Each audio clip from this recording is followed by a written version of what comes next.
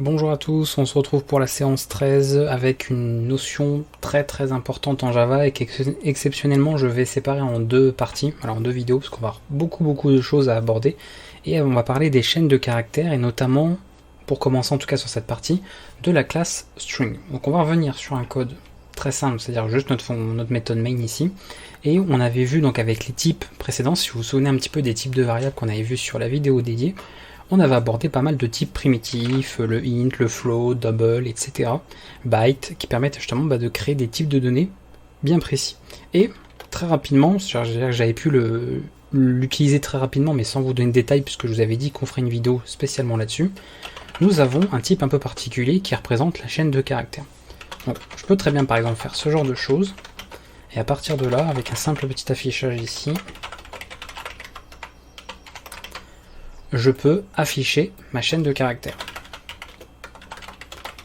On va compiler tout ça. Et voilà. D'accord? Tout simplement. Alors d'ailleurs, pour ceux qui avaient les plus curieux d'entre vous, vous aurez certainement remarqué que notre méthode main contenait un petit peu ce type-là, justement, qui était un type particulier. Alors, contrairement aux types primitifs comme int, float, etc., vous avez remarqué également que ce type-là commence par une majuscule, puisqu'il y a en fait derrière, ici, une classe, d'accord? Alors pour les types primitifs, il y a également des classes qu'on peut retrouver également qui sont objets pour le coup, mais on n'en parle pas, nous on est là vraiment pour les chaînes de caractères, pardon. Donc au niveau de ce type, ici, quand on crée en fait ceci, derrière on ne fait pas qu'affecter une valeur comme ça à une variable de type string, qui serait du coup un type seulement primitif, mais on va en fait instancier, d'accord, un objet de classe string, et on va lui donner directement cette valeur hello. Alors, si ce type de syntaxe est possible, c'est simplement parce que on avait besoin de créer très souvent des chaînes de caractères en Java, et du coup on a eu cette syntaxe raccourcie, qui est évidemment une syntaxe habituelle comme on retrouve avec les types primitifs. Mais en réalité, ça revient tout à fait, et vous pouvez le faire de cette manière, à faire ce genre de choses. Donc on fait la déclaration de la variable, et ici au niveau de l'affectation, on fait une new string, donc une instanciation de la classe string, et on lui passe la valeur en paramètre. Voilà. Donc vous pouvez très bien faire cette chose-là, cette opération-là, c'est exactement pareil que ça, d'accord? C'est simplement que là, on voit que l'instanciation elle est explicite. Là, on a directement cette affectation, mais qui fonctionne, puisque voilà, on a une instanciation qui est faite de manière implicite. Et à partir de là, nous obtenons notre objet de classe string dans notre variable selon le nom qu'on lui a donné, et on peut bien évidemment la manipuler. Donc ça, c'est du coup très important, il faut bien le comprendre. Alors, cette classe string, au niveau de Java, parce qu'il y a beaucoup de points et je pense que c'est nécessaire, c'est que moi je vais prendre la peine, c'est pour ça qu'il y a deux parties, juste pour parler des chaînes de caractères, puisque je vais bien prendre le temps de vous expliquer un petit peu le fonctionnement de tout ça, parce que j'estime qu'il est nécessaire de comprendre comment ça fonctionne derrière, pour les utiliser comme il faut, en avoir un bon usage, et comprendre un petit peu leur fonctionnement, plutôt que de répéter bêtement les choses, et faire du copier-coller de code sans comprendre la signification. Alors cette classe string, ce qu'il faut retenir de très important, c'est qu'elle est immuable. Immuable, ça veut tout simplement dire que le contenu est non modifiable. C'est ça qu'il faut retenir. Donc on va toujours travailler avec des données dont le contenu ne peut pas être modifié. Alors première chose qui viendrait à l'esprit, en faisant ce genre de choses, en gardant cette idée-là, si c'est immuable, du coup, ça sous-entendrait en gros que là par exemple, la valeur hello elle est constante, d'accord? C'est-à-dire qu'on ne peut pas la changer. Pourtant, si je m'amuse à faire ce genre de choses, donc je modifie ici, je fais une nouvelle affectation, et je réaffiche du coup le résultat. On va aller là, et là on se rend bien compte qu'on a effectivement la valeur qui a changé. Et là où c'est effectivement, là où il y a une distinction, et là où c'est important de comprendre comment ça marche derrière, parce qu'on le voit évidemment pas ici visuellement, là on a vraiment l'impression que le contenu a été modifié, mais en réalité pas du tout. Ici, au moment où on fait cette nouvelle affectation, en réalité, on va créer une nouvelle chaîne de caractères. Donc une nouvelle chaîne qui est en fait une donnée de classe string. On va lui affecter cette valeur, là d'accord, et l'ancienne chaîne en fait sera détruite, d'accord, elle va être libérée de la mémoire, la machine virtuelle va se charger évidemment de tout ce qui est gestion, allocation, libération des ressources en mémoire. Donc on a véritablement une nouvelle chaîne de caractères qui est faite. Et ça c'est très important, parce qu'il y a beaucoup de gens qui ne comprennent pas ou qui ne savent pas ce petit détail là, qui est pourtant très essentiel pour savoir utiliser cette fameuse classe string. Voilà, donc ça n'oubliez pas, à chaque fois, ce petit point là très important qui fait qu'on a à chaque fois des nouvelles chaînes dès qu'on a en fait, dès qu'il est question de modifier en réalité le contenu. On ne va jamais le modifier, comme on ne peut pas le modifier parce que c'est une classe immuable, eh bien on va créer une nouvelle chaîne à chaque fois ou éventuellement faire une copie, mais il y aura toujours une création de nouvelle chaîne. Alors pourquoi je l'explique ça? Tout simplement parce que ça va sous-entendre du coup ça va soulever quelques questions au niveau des performances, d'accord, du programme. On se doute bien que si on s'amuse par exemple à modifier 1000 fois un objet de classe string en Java, on va du coup créer 1000 chaînes de caractères. Donc en termes de, on va dire, optimisation mémoire, c'est pas forcément le plus idéal. Donc il faut savoir comment ça fonctionne et comme ça on sait comment l'utiliser. Donc ça c'était le point quand même que je voulais aborder avec vous. Alors cette chaîne de caractères, on va pouvoir la manipuler de plusieurs manières. Vous savez que par exemple quand on fait un entier tout simplement, on peut utiliser certains opérateurs comme l'opérateur plus, je prends cet exemple là parce que c'est celui qui va être le plus parlant, qui permet notamment de faire des additions. On a pas mal d'opérateurs comme ça arithmétiques qui nous permettent de faire des additions, des soustractions, des multiplications, des divisions, et on a même le modulo qu'on avait abordé précédemment. Pour les chaînes de caractères, puisque nous avons un type particulier, il a été défini, quand ça est nécessaire bien évidemment, d'autres comportements avec certains opérateurs. Et le comportement qui a été redéfini du coup pour l'opérateur plus avec les chaînes de caractères, parce qu'on trouverait bizarre de dire bah tu fais l'addition de chaînes de caractères, ça veut rien dire, hein, on va pas faire un calcul sur quelque chose qui n'est pas un nombre, donc ça n'a absolument aucun sens. On a réutilisé en fait cet opérateur plus pour effectuer des concaténations. Donc tout simplement, en faisant par exemple ce genre de choses, on va refaire une nouvelle chaîne ici, comme ceci, je peux sans problème concaténer des valeurs différentes. Et là je vais même faire mieux, je vais faire ça. J'utilise donc le fameux opérateur plus, d'accord. Je vais mettre ici un espace, d'accord, donc une valeur en dur dans le code, et on va le concaténer avec S2. Et là, en faisant une nouvelle compilation et une nouvelle exécution, on a la totalité, donc les deux chaînes qui ont été concaténées, et même l'espace, d'accord, l'espace entre bonjour et tout le monde. Donc on a véritablement cette chose qui est faite. Deux chaînes de caractères, on concatène ici avec une valeur en dur dans le println. Donc voilà une possibilité, voilà en tout cas un usage de cet opérateur plus pour le coup. Alors cet opérateur plus, et ça de toute façon il va falloir vous habituer sur cette formation, autant c'est pas forcément le cas sur d'autres, mais on dit que Java est un langage très verbeux, c'est-à-dire que Java, en fait tout est explicité au niveau de la syntaxe, au niveau de tout ce qu'on marque en fait par rapport à comment on manipule le langage, et du coup moi je vais pas vous faire utiliser en fait des classes, des objets ou des méthodes sans vous expliquer comment elles fonctionnent et comment que ça marche derrière en fait en interne, puisqu'encore une fois, pour des questions en fait de bonne utilisation de ces différentes classes et plus tard de performance, quand vous aurez acquis une certaine expérience et une certaine pratique dans le langage, vous poserez des questions de je veux pas obtenir un programme qui prenne peut-être 10 fois plus de temps pour réaliser la même opération alors qu'à côté je pourrais faire 10 fois moins de temps et avoir quelque chose de plus optimisé. Et on sait que Java très vite on peut obtenir des programmes très lourds et très lents si justement on utilise même les choses parce qu'il y a énormément de classes. Et malheureusement, l'inconvénient de ça, c'est que comme il y en a tellement, on ne sait pas toujours quand utiliser telle ou telle classe, et après on se mélange un peu, et on a des très mauvais usages qui sont faits par la suite. Donc, faut prendre l'habitude, c'est pour ça que les vidéos sont pas mal longues, pas mal détaillées en Java, parce que je vais vraiment vous expliquer tout dans le détail, et y compris ce qui se passe un peu en interne, qu'on voit pas forcément visuellement quand on exécute nos programmes. Alors, au niveau de string, donc comme je l'ai expliqué ici, on a donc cette opération qui est un peu lourde en fait en termes d'exécution, c'est-à-dire qu'à l'exécution ici, on va avoir des concaténations qui sont pas forcément pratiques et qui, si on doit s'amuser notamment à concaténer beaucoup de chaînes de caractères, c'est quelque chose qui serait vraiment très lourd. Alors heureusement, on a la machine virtuelle de Java qui, quand le compilateur va compiler en bytecode le programme, va faire certaines optimisations. En gros, il va modifier certaines parties du code pour dire, toi tu as utilisé par exemple telle classe, moi en fait j'ai autre chose de mieux pour optimiser le code. Donc malgré tout, on peut quand même, grâce à la compilation, obtenir un code un peu plus optimisé. Après, évidemment, il ne faut pas oublier que c'est quelque chose qui est automatique, qui s'occupe de ça, et l'idéal, bien sûr, c'est de maîtriser au départ le code qu'on fait, et les objets, ou en tout cas les classes que l'on utilise, pour obtenir, bien sûr, quelque chose qui soit le plus efficace possible. Donc ça, on verra dans la deuxième partie, on verra qu'en réalité, le compilateur Java peut effectuer des remplacements par rapport à ça, parce que, en termes de coût, en termes de consommation de ressources, etc., et bien cette concaténation par cet opérateur, c'est une opération qui est très lourde. Mais nous, comme on n'en est pas encore je garde ça pour la deuxième partie, parce que ça va faire appel à d'autres classes que la classe string, on va utiliser des méthodes. Parce que, comme je l'ai dit, string est une classe, donc évidemment, comme on a ici des objets, d'accord, on a des classes qui sont instanciées sous forme pour obtenir des objets, on va pouvoir utiliser tout un tas de méthodes.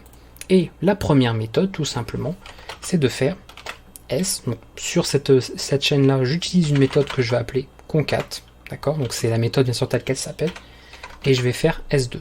Alors, d'ailleurs, je vais peut-être même faire carrément, peut-être même mettre l'espace aussi, parce que ça évitera d'avoir quelque chose comme ça. Hop.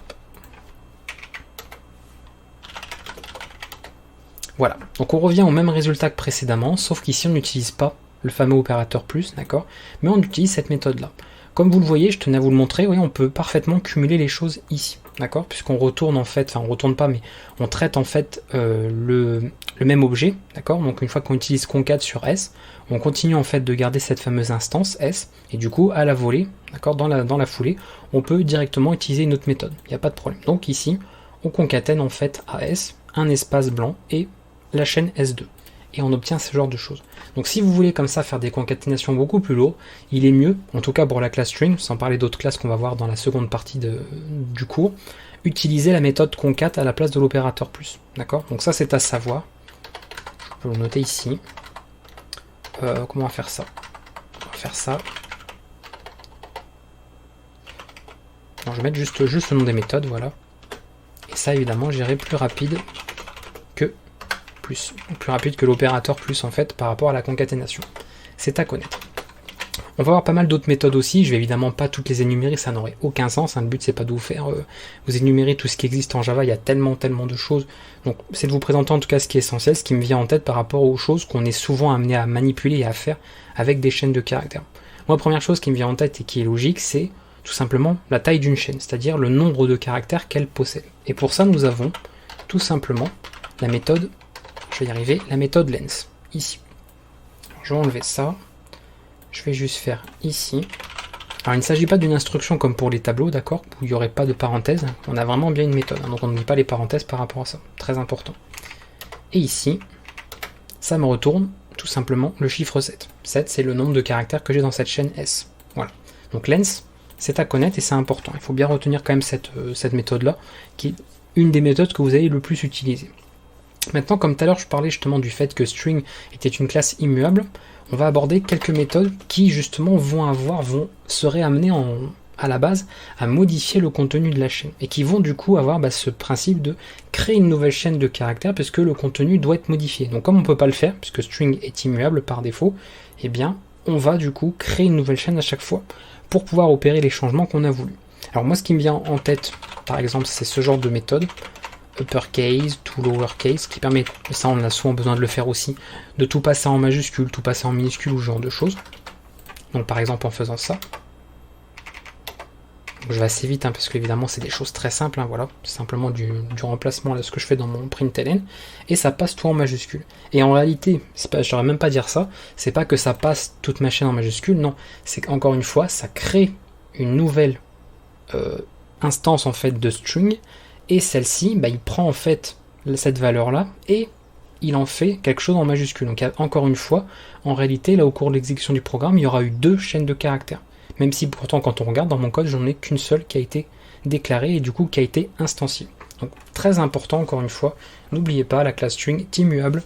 Donc à partir du moment où on a le contenu qui va être modifié, on a en réalité la création d'une nouvelle chaîne de caractères. Et ça c'est très important et c'est vraiment, il faut le retenir en fait. C'est une notion très essentielle là-dessus. On en a d'autres également. Par exemple quand on veut enlever, ça c'est surtout beaucoup moi par exemple de fonctions que j'utilise en web, donc du coup voilà, en Java on les retrouve aussi. Si par exemple vous avez plein d'espaces éventuellement dans une chaîne, vous pouvez utiliser la petite méthode trim qui va virer tous ces fameux espaces, aussi bien avant et après. Donc en gros si je le fais pas, on peut montrer ça ici. Si je fais juste ça,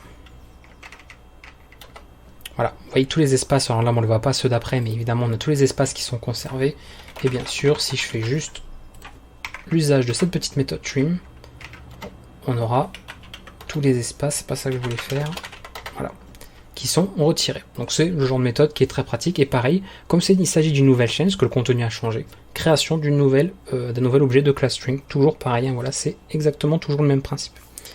Voilà, on peut également faire du remplacement, donc c'est replace, donc en gros ça prend la chaîne que vous voulez de départ et que vous remplacez par autre chose. D'accord, donc ça c'est à vous de voir. Je sais pas, par exemple on peut faire, on va mettre ce genre de choses par exemple, et puis on fait replace ça par ça. Donc, encore une fois je vais pas tout vous montrer non plus, mais c'est histoire de montrer rapidement. Voilà, on remplace tous les A en fait par des O. Voilà, donc comme je sais que le remplacement dans une chaîne de caractères c'est quelque chose qui revient très souvent aussi, bon sachez qu'il y a des méthodes, et il y en a plein d'autres. Encore une fois en Java, comme il y a énormément de choses qui existent, avant de créer une méthode, d'accord, vérifiez dans la documentation de Java si ça n'existe pas déjà, parce qu'il y a de fortes chances que l'opération que vous voulez faire, comme c'est quelque chose d'assez récurrent, ça existe déjà de manière officielle dans Java. Donc il suffit d'aller voir la documentation et vous trouverez la méthode qui va bien. Et si vraiment ça n'existe pas, bah, vous pourrez la développer, mais franchement, dans quand même une grande majorité des cas, vous trouverez une fonction toute faite déjà dans la documentation pour réaliser l'opération que vous voulez. Voilà, donc ça c'est un point quand même très important par rapport à ça. Est-ce que je peux vous montrer d'autres petites méthodes? Alors oui, il y en a une qui est très importante, ça aussi, ça c'est ça j'y pense parce que c'est quelque chose en fait qui va permettre de ne pas vous mélanger avec les tableaux.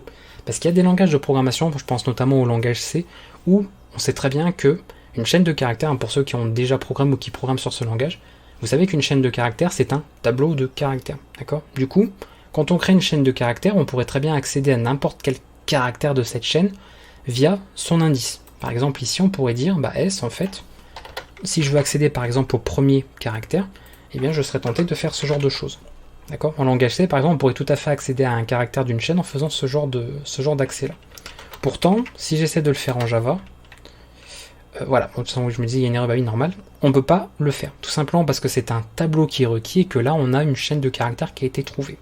Mais heureusement, au niveau de Java, je vous dis, il y a vraiment, voilà, tout a été pensé par rapport à ça. Nous avons une méthode qui permet d'avoir un post équivalent qui s'appelle char@. Je vais mettre ça comme ça. C'est juste pour dire que ça prend des paramètres. Donc, au lieu de faire comme ça, entre crochets 0, je fais simplement char@ de 0. Qui est donc bien en fait l'indice, et encore une fois, ça commence un 0, comme très souvent en informatique, par rapport au caractère. Le caractère 0 d'indice 0 est le premier en fait de la chaîne. Et là, pas de problème, c'est bien retourné.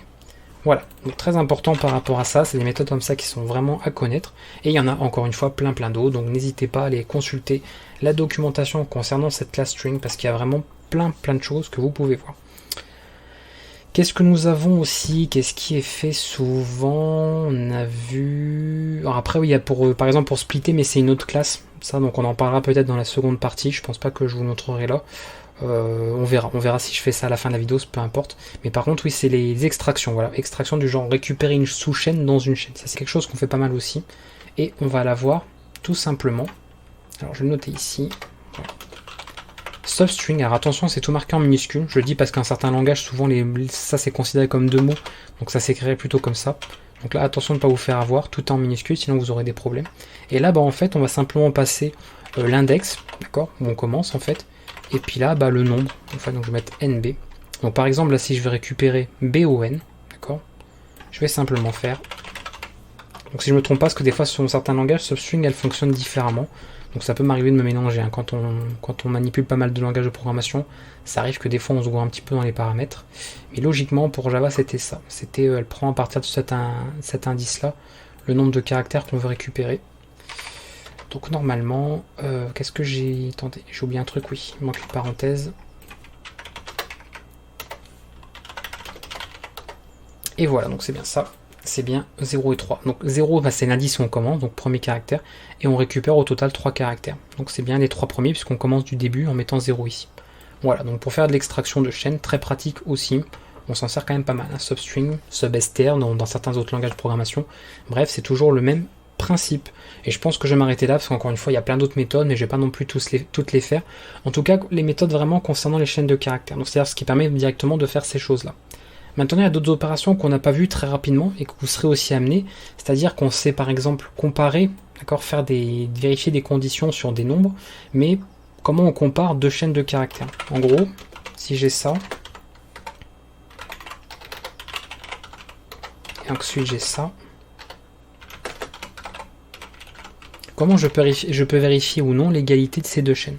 Donc moi je vais même le faire d'ailleurs là-dedans, parce qu'évidemment quand on vérifie une égalité ou autre, ça retourne un booléen, donc je ne vais pas embêter de faire un if. Vous pouvez faire un if si vous voulez. On pourrait être tenté du coup de faire ce genre de choses. De dire bah S égale S2, d'accord. Le problème c'est qu'il faut faire attention avec les chaînes de caractères, parce que là on va pas s'occuper de leur valeur, on va s'occuper en fait de la donnée sur laquelle elles pointent en fait, d'accord. Donc n'oubliez pas que ce sont des objets, donc vous n'allez pas forcément avoir le comportement, le résultat attendu. Donc pour comparer en réalité des chaînes, on va utiliser certaines méthodes particulières. Alors, on n'a pas encore parlé d'héritage, qui est une notion qu'on va voir sur la formation, mais un tout petit peu plus tard. Mais en gros, ce qu'il faut comprendre, bah, c'est que comme toutes ces classes là, string, etc. sont en fait des classes qui permettent d'avoir des objets, de manipuler des objets en Java. Nous avons imaginé une super classe, d'accord, une classe mère qui s'appelle Object. On en a même une autre qui c'est Object avec un S, qui propose plusieurs méthodes. Et toutes les classes qui héritent en fait de cette super classe peuvent utiliser également ces méthodes, d'accord, elles les possèdent. Mais vous verrez ce principe, ça s'appelle l'héritage, on en parlera un petit peu plus tard. Donc en gros, on a pas mal de méthodes qui utilisent tous les objets en fait en Java, et comme string est un type en fait d'objet en Java, elle peut évidemment utiliser ce genre de méthode. Donc on en a deux, d'accord, qui sont à retenir. La première, equals, alors il y en a plein d'autres encore une fois, il n'y en a pas que deux, mais moi je vous en donnais deux parce que c'est quand même pas mal déjà de voir celle-ci. Equals qui va tout simplement comparer en fait les deux chaînes, est-ce qu'elles sont égales ou non, donc vrai ou faux. Donc là vous voyez on met la première qu'on veut, on utilise dessus la méthode equals et elle prend en paramètre l'autre chaîne. Et là simplement par cette comparaison, ça retournera false ou true en fonction évidemment du résultat qui a été donné. Bon, je peux vous montrer très rapidement là, on se doute bien de ce que ça donne, voilà, sans surprise. Donc ça c'est un premier cas qui est à connaître. On a également une autre méthode qui s'appelle compare_to. Et ça, c'est un cas un peu particulier, très important. Donc je vais noter ici equals.